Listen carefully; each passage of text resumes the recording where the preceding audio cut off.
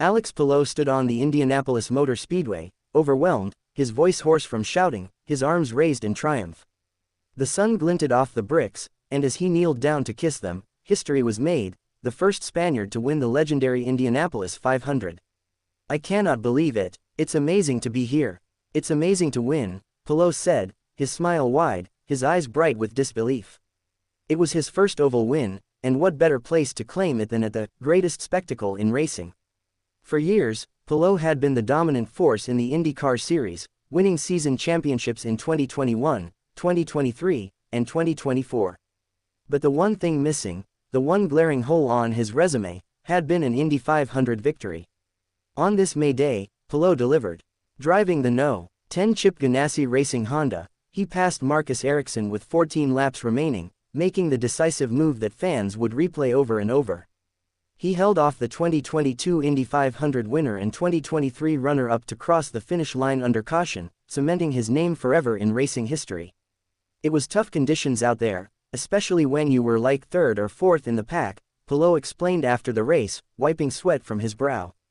"The team wanted me to lead, I wanted to lead obviously, but I made it happen." The Spaniard, just 28 years old, had captured 13 race wins over the past few years, but none had come on an oval. That made this win all the sweeter. Meanwhile, Marcus Ericsson, driving the No. 28 Andretti Global Honda, finished a close second, less than a second behind.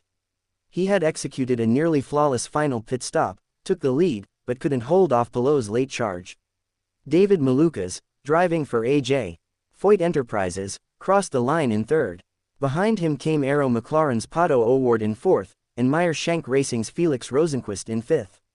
Helio Castroneves, the four-time Indy 500 winner, finished 13th, while Joseph Newgarden, the two-time defending race winner, struggled with mechanical issues and wound up 25th. NASCAR star Kyle Larson, attempting the ambitious double duty, racing both the Indy 500 and the Coca-Cola 600 on the same day, saw his hopes dashed when he crashed on lap 92, finishing 27th.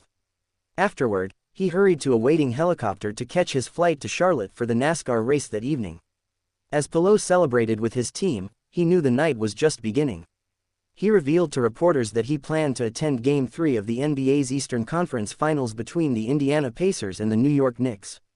"That will be good," Palou grinned, knowing he had time to bask in his victory before heading downtown for the Racers and Pacers doubleheader. Palou followed the long-held Indy 500 tradition, drinking the bottle of milk in victory lane, a smile on his face, foam dripping from his chin. And then, back to the yard of bricks, kneeling down to press his lips against the famous surface.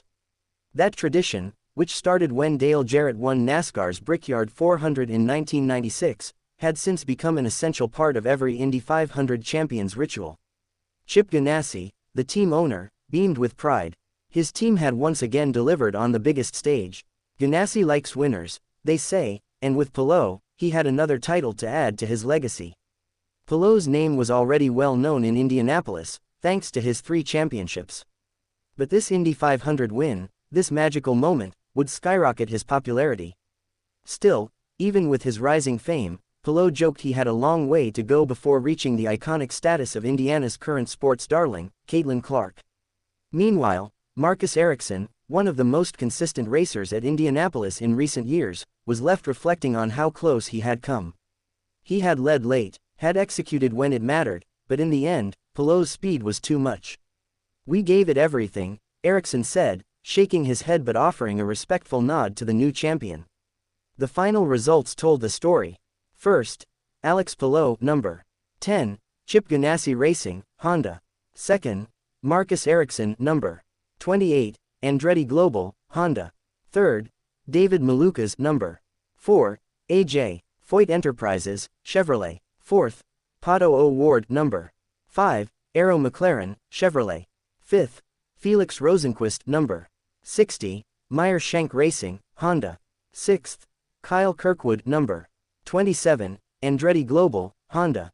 Seventh, Santino Ferrucci, number 14, A.J. Foyt Enterprises, Chevrolet. Eighth, Christian Rasmussen, number 21, Ed Carpenter Racing, Chevrolet. Ninth, Christian Lundgaard, number 7, Arrow McLaren, Chevrolet. 10th, Connor Daly, number 76. Juncos Hollinger Racing, Chevrolet. As the sun set on the speedway, fans streamed out, still buzzing from the day's excitement. They had witnessed history, a first-time winner, a thrilling finish, and the continuation of a legacy nearly 115 years old.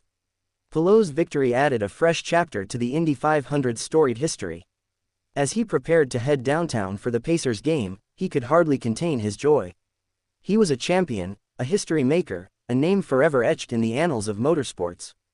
For Palou, it was the culmination of years of hard work, countless laps, relentless focus, and unwavering determination. And as the cheers echoed across the speedway, one thing was clear: Alex Palou had arrived at the very top.